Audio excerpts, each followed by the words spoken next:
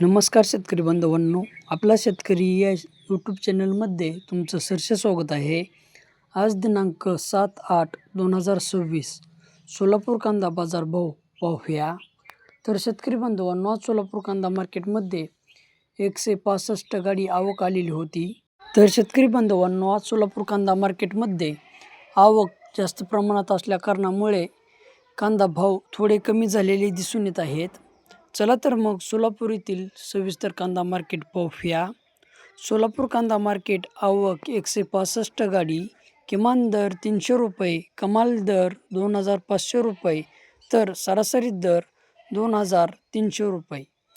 तर शेतकरी बांधवांनो, आज सोलापूर कांदा मार्केटमध्ये 3 ते 4 रुपयाने दर कमी झालेले दिसून येत आहेत.